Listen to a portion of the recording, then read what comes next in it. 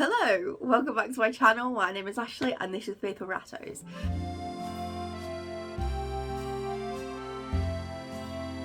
So in today's video, I thought I'd do a little bit of a Q&A, it's probably going to be a long video. I thought I'd do a Q&A because there's been a lot of changes going on here and there's a lot of new people here. Thank you for coming over from Emmy's channel. There's been a lot going on, there's been a lot of changes, there's a lot of new people here subscribed to me and a lot of new people who don't know me as well as older subscribers might know me, so I thought a Q&A would be in order. So I asked for questions on Instagram and on YouTube on a community post, and so I've got quite a few. Some of them are pretty similar, so I'm gonna answer them once obviously, but do know that a lot of you had the same ideas, wanting to know about things. So I'm gonna start with the Instagram questions. The first one is how to get a rat used to picking them up. Now, this is going to sound like I'm being patronising, and I don't mean it that way, but you just have to pick them up and you have to get them used to being picked up. And for a lot of rats, actually, the problem isn't being held. Once they're held, they are actually fine. It's the picking them up part that is difficult for them. So one piece of advice is don't go chasing them around the cage.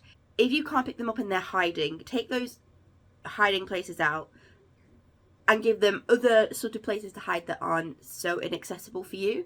You just need to get used to picking them up by picking them up. And I know that sounds ridiculous. How am I supposed to pick them up if I can't pick them up?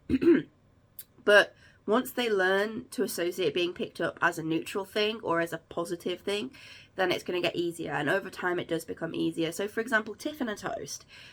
Emmy has mentioned that they're not really people rats. They don't particularly like being held. That's not their jam. They don't like being picked up. But Toast, for example, is actually quite easy to hold. He just doesn't like to be picked up.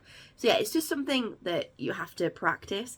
And I think it's something that's really important as well, because we've got to be able to pick them up, to notice things that are wrong with them, to check for lumps and bumps and just do general health checks, and going to the vet and things like that. So it's really important. And it's just something I've got to keep working on. And I know that's a really annoying answer, but you just have to trudge along. Hi, Curio. This guy doesn't have any problems being picked up, do you? So the next question that is on Instagram has been asked a couple of times as well, and that is, do I prefer bucks or does? And I've had does for I got my first ones in March, I think it was. So I've had does for coming up 6 months now. And I haven't really experienced a split in their sort of personality based on whether they're bucks or does. That's not something that I have really noticed. For me, I think their background plays much more a part into what their personalities are like, and just them having different personalities than their sex. The notion that girls are crazier and boys are more relaxed, I've never really experienced that. I've had boys that are squishy and affectionate, but I wouldn't say that like they're not active and they're not crazy and they're not, I don't know. To me, I haven't experienced a difference, and maybe in a year's time or 2 years time I will have, and maybe my opinion will change, but at the moment they're pretty much the same. And like with my books, there's some does that I have a closer relationship with and some does that hang back. So for example, Nocturnal, we call her Birdie, she's just one of those rats that likes rats. We don't really pick her up or handle her, and she works pretty well in the group. Godiva and Azora, on the other hand, and Mara as well, they love to come to the front and they want to get attention, and they also want to go see the boys, which is not allowed. So yeah, I don't really see there's that much difference in their personality or how they behave, apart from the fact that the does actually dig in the bioactive base and the bucks don't anymore. And I think the part of the problem is that my books are on the old side, and now I've got the oldies out here separated, and it was some of these guys that did love to do the digging previously, and now that their legs don't work, they're not doing as much, they weren't doing as much digging. I think that's part of the problem. That's the only big difference that I've noticed between the two, is that the does dig more, but I think they're on the whole a much younger group than my books were. So I don't know. I don't have a preference at the moment, and I think that might be a bit shocking to some people, but I don't. I think they're both equally great. I think, and they both have, I think the main differences between books and does is actually the health issues that they are more common to them are different. So for example, obviously does have issues with the reproductive tract, so PIO, cysts, things like that. They also get mammary tumours a lot, but I have had a buck with a mammary tumour. They get the mammary tumours more. They're also more likely to get a PT than bucks are. But then with bucks, you know, you've got aggression, hormonal aggression, which does can have as well, but it's much more common with bucks, and a thing that is sort of on a regular occurrence around here. HLD is slightly more common in bucks as well. But yeah, and kidney issues. But I don't know, I haven't found a difference. And will be intrigued as to see as my doe keeping journey goes on if that changes. But at the moment, I don't. And that might be a controversial opinion, because I feel like some people like say they're vastly different experiences keeping does and bucks. And I haven't experienced that. So somebody asked how many rats do I have right now, and that is 19. And then a bunch of people asked me what it's like having 19 rats. At the moment it's chaos, just because I don't have a settled buck group. I have 4 groups of bucks at the moment, for various reasons that another question will ask me about, so I'll get into that later. But the only difference from keeping it like a smaller buck group to having this many rats now is that free roam is much more, I have to be much more intentional about free roam.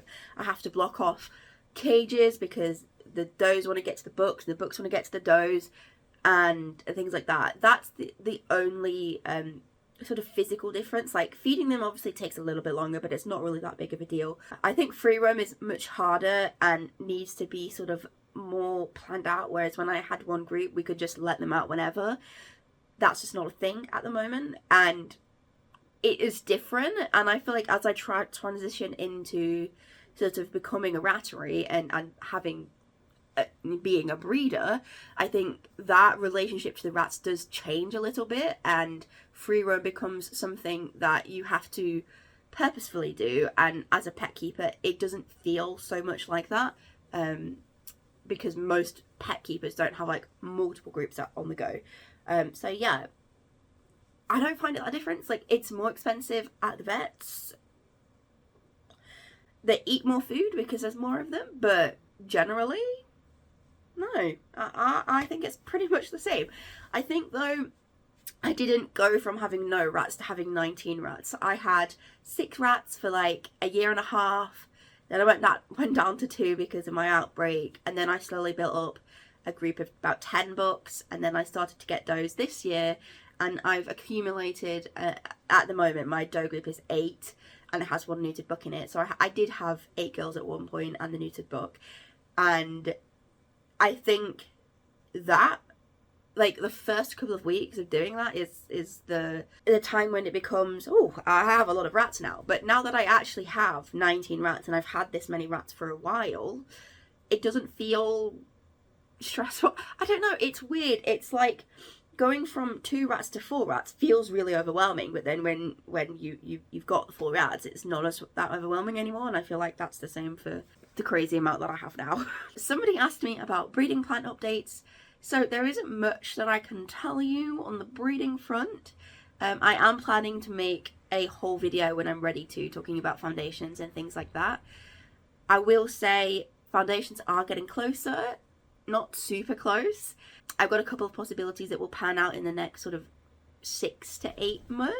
I do have a preference from where I want to get my foundations from, and if at all possible, I will get them from that place. But it depends. It really depends on... Oh, that water bottle needs filling. It really depends on a lot of different things. The foundations aren't super far away, but yeah, they're still not here, and I won't be taking in any more rats. This is me to rat gods. No rescue situations, please. I won't be taking in any more rats until I get my doe foundations. So yeah, that's it. That's me. Is there anything you regretted doing in your rat owning journey? Yeah, there's a whole bunch of them. I actually have an older video on my channel about like the mistakes that I made as a rat keeper. The first one is getting rats from pets at home. Standard. I don't really need to explain that one. I regret the cage that they were first in. It was like this guinea pig cage, and it wasn't appropriate at all. I regret not having a rat savvy vet from the go. Generally, it's their like common mistakes are the main mistakes that I made. I really wish I was the type of person that like didn't make any of those mistakes, but alas, I am not. I made all the common mistakes that I'd recommend people don't make anymore. But I feel like I come from a particularly good place in that, because I have made those mistakes and I have seen the impacts of them. So yeah, there's a lot. Maybe I'll make another like things I regret doing with my rats video. But yeah, how are Tiffin and Toast settling in? Well, Tiffin and Toast, my friends, Tiffin and Toast. They are, as I mentioned, not super cuddly, handleable human rats. They're much more rats than anything else. They're settled in pretty fine. I have tried intros twice, and for various reasons they didn't work out, and Toast was part of that. So Toast is going to get neutered a week tomorrow when I'm filming this. So this video will go up on Thursday, and Toast will be neutered on the following Tuesday, and I'll make a video about that. But I think for him, the age that he is, and he's quite a big bulky book, and the moving, it just he needs the balls off to settle. Tiffin is doing okay. He wasn't a problem in the intros attempts that I did. He is, however, going through a little phase, I guess, with the health issues that were a problem when he was younger. So we're off to the vets today to make sure we've got the meds to deal with that. He's absolutely fine, but I think for him it might just be like a stress thing that this will flare up for him. We're going to get that dealt with today as well. They're settling in nicely. I do feel like I'm starting to sort of bond with them a little bit more, which is nice. I have moved them from an Alaska into half of the little Zoo Ventura, and I've given them the bioactive base because apparently Tiffin can sometimes be known to do a bit of digging. So we'll see. I have noticed that there are some areas that have been dug a little bit, so that's good to see. But yeah, they're doing fine, they're doing okay. I do post pictures of them on Instagram pretty regularly because they're cute and Burmese is my favourite. So do follow me on Instagram if you want more updates on a more regular basis. The next question is, how many rat cages do you have? So I don't know whether you mean like how many cages do I own or how many cages of rats do I have. So how many cages of rats do I currently have is 5. Or you could say 4, depending on how you see the little Zoo Ventura being split. So my does is a group of 8, and they live in a little Zoo Ventura, like double. These 2 babies, Grover and Curio, are living in an Alaska. Then over here, I've got a Freddy 2 Max, which has my old books in, my like retirement cage of books. And then my other little Zoo Ventura, the top half has a trio in it. My trio from my original book group, Sinner, Azriel and Stendar, and then my bottom of my little Zoo Ventura has Tiffin and Toast in, because the intros didn't work out. I'm waiting for Toast's neuter to be done and him to be settled. I'm waiting for some things to be settled here with the babies, and then I will try intros eventually, hopefully sometime soon. My desire is to have the 2 little Zoo Venturas with a book group and a doe group, and then my retirement books for as long as I have them here. And then obviously when there's no more retirement books, then back to just 2 cages, which will be absolutely wonderful, because it's been cages galore everywhere for the past, I don't even know how long. There's just been cages and cages everywhere. How many cages do I own? I have my 2 big littles and Zoo Venturas. I have 2 Alaskas. I have this Freddy 2 Max. I have the aforementioned guinea pig cage that's in my shed. And I have 3 hamster cages that I use for hospital intros and things like that. I am looking to throw some of those away and get new ones because they are chewed to death. But yeah, that's how many cages I have. What were your first rats' names? So my first rats were called Cade and Hester. Cade was named from a video game that my partner plays called Doom, and Hester is from His Dark Materials, which is one of my favourite book series, and there's a TV series of it now. Those are my first 2 rats. They were from Pets at Home. I don't have anything to say, like, it was a mistake, and that's it. What are your must-haves for cage items and free roam? So free roam, I think you can do whatever you want. Like, I think cat trees are cool, or dig boxes, but I do think that I personally don't have a must-have item for free roam, because I do think that free roam is an extra. I don't think free roam is a necessity, and that might be a little bit controversial. But I do believe that if your rat's cage is properly set up and enriching, and they do get time with you outside of the cage, that free roam in and of itself isn't necessary. Obviously it's great, and there's lots of things you can give them. Branches to climb on, dig boxes, water, just lots of things you can give them, but I do think that it's not the be all and end all of rat keep. For cage accessories must-haves, I love my Tic Tac wheels, and so do my rats. I love Java perches, and I love the foraging toys that I got from Emmy that were from Print a Lot. They're great. Rattan or seagrass nets, I love them. They're not super common, not easy to find, but I do really like them as well. I also really love my hides, my wooden hides from Ratcessories. I actually have one in here. I have 3 of them now because I inherited Emmy's as well. I really do love those, and I love water balls as well. I love my like croc screw-on water balls. They're excellent. How can you add more enrichment to the cage and free roam? I feel like I'm going to leave that for a video, and I'm going to talk about rat enrichment in a separate video. And then the last question from Instagram says, how do you leave your rats during vacations? So I usually have 2 options, or maybe 3 options, for what happens to my rats when I go away. So if I go away just by myself, my partner, who is also half responsible for the rats, will take over and do all that, and I don't have to worry. If we both go away, then I have 2 options. One is his family, who also live in Coventry. They can come over and look at their rats. I haven't had this option for a while, and if we go away with them, obviously they're not available. So I do have a couple of rat friends who can either pop in and look after them, and I'll pack them up with a holiday cage and take them over to my friends. That is another option. But yeah, that's what I do. Either a friend will come in and check on them, or if it's for a longer period of time, I'll take them over. Now that I have 19, I'm not sure how possible that will be.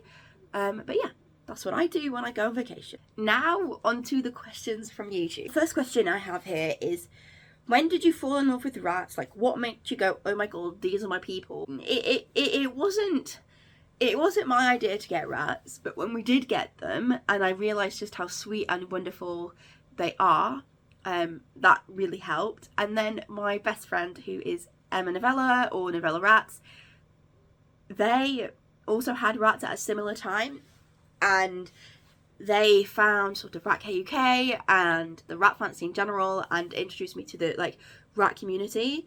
And that's when I fell. Like, that's when I knew this is my jam, this is my thing, this is what I'm going to never shut up about. What would be the vital thing that every rat owner has to have?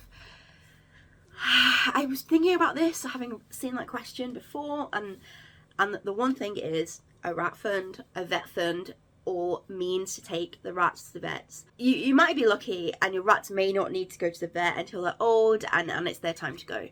But you may be like most people and have many things that you have to deal with. And going to the vets is not really optional. Like, if you don't take a rat that needs to go to the vet, that is neglect. So having the means, whether that's a vet fund or a credit card or family and friends that can help you, the means to take them to the vet is paramount and the most important thing for a rat owner to have. When did you start owning rats and why? So this is a story that I've told a couple of times, but if you're new to my channel you won't know this. So basically what happened is me and my partner moved into this flat that we live in October of 2020, and we moved in, and after we'd been settled for a couple of months, we were like, oh, we really want to get a pet. We asked the landlord, who's a totally chill guy. He was like, if you want a cat or a dog, I would like an extra deposit for that, like a pet deposit. But anything caged, like, go right ahead. And so we were thinking about rats, and he goes, yeah, sure. He's a really cool, chill landlord. He's amazing. We love him, and I really don't want to move out of this flat. Even though I would love to have a rat room because he's great. So my partner rat dad, he had rats when he was a child, and even had the experience of an accidental litter because of the pet shop. And he was like, I want to get rats. And I was like, okay, cool. And so we got rats from back to home. But then I soon quickly learnt my mistakes there. It was a punch to the ego, one that I did recover from. And then I went on to get my next rats from an ethical breeder, and from there is history, pretty much. Then I have a question that says, who is the cheekiest out of them all? So Osiris has always been cute and cheeky and sweet and human friendly and human focused ever since we got him as a baby. But that's not necessarily the cheekiness that I assume when it comes to rats. Cheeky and naughty, all of my Kinra rats. All of my rats from Kinra are the naughtiest rats you've ever seen. That is the type of temperament that Emmy bred for, and through all of my Kinra rats are naughty and mischievous and cheeky. So the last question from YouTube, and so the last question in this video, is how do you cope with loss? And I think this is very difficult to answer because it's very individual, and the grieving process is individual based on you and how you cope and the relationship you had with the rat that has passed away. So I don't feel like you can say this is the best way to cope with the loss of rats. I think one of the most important things to think about is that it's your own personal experience, and there is no wrong way to grieve. However works for you, and as long as you're not hurting other people and other animals, then that is cool. Like, do you make sure you are okay and you're doing what you need. The second thing is, for me anyway, is I like to think of rats as a group, and when one passes, obviously that hurts and it's painful and it's horrible, but I still have all the other rats that need me. I still have all the other rats that bring me joy, and it's not over. It's not over, and I still have things to go on with, and that really helps me. I also think that once you've lost as many rats as I have, I want to say it's like 16 now. Once you've lost that many rats, you sort of get used to the process of it, and you become you sort of get a routine or a ritual surrounding the loss, and I think that helps. And I do think having sort of different types of memorials for them does help too. So I have rats buried in plant pots on my balcony, and I have some of them have bulbs in the plant pot that will bloom every spring, which is a really nice thing. I have a tattoo of one of the rats that I lost. I have mini figures of them from Solstice Minis. I have a little pebble that was painted with one of my rats. I have some of their skulls that have been cleaned and displayed. So yeah, having the memorial really helps. For some people, having them cremated and having the ashes at home, or having them cremated and make a memorial with those ashes, there's just a whole variety of things that you can do after the fact that will help. But I think you need to find what works for you, and don't let anybody sort of make a judgment on that, because everybody grieves differently. It's different for everyone, and I feel like we need to be aware of that. But yeah. So somebody also asked, when do you know that it's the right time to get more rats? And I have two things to say on this. The first one is that you need to be able to financially take care of those extra rats. The day-to-day costs, like bedding and cage accessories and extra food, which is the main one. But the main thing is being able to afford vet bills for that extra rat or those extra rats. And that's the first thing that you should consider. And then the second thing that you should consider is rat math, as I like to call it. And this is working out how long it's been since you've last taken in rats, what are the age differences in your group. Generally, if you want to keep a group of about 6 to 8 rats, 8 months to sort of 14 months is a good gap to keep in between when you've got new rats. If you want a smaller group, then slightly longer, so a year to a year and a half. If you want a slightly bigger group, then more like 6 months, every 6 months. But it really depends on you and how many rats you want to keep, and also whether you're ready to take in new rats. This was just a little extra question that got asked just after I filmed the video yesterday, and I'm about to edit now, so I thought I'd add it in. This is Curio. If you watched the video where I got them, you might have noticed that he's gotten massive. Yes, you have. You've gotten massive. He's a very lovely boy. He is a red-eyed Siamese, and he's almost 400 grams already. He was sleeping. Oh, Curio. But as you can see, he's a cuddly, cuddly little boy. And he already smells like biscuits. So he smelled like biscuits since he was 8 weeks old, which is incredible. You don't smell like a baby, you smell like a big man. Yeah, you smell like a big man. Okay, so thanks very much for watching my video. I do hope that you'll stick around and subscribe, and he's just so cute. And stay here with us and keep up to date with my journey with these amazing little creatures. And yeah, thanks so much for watching, and I'll see you in the next one. Bye!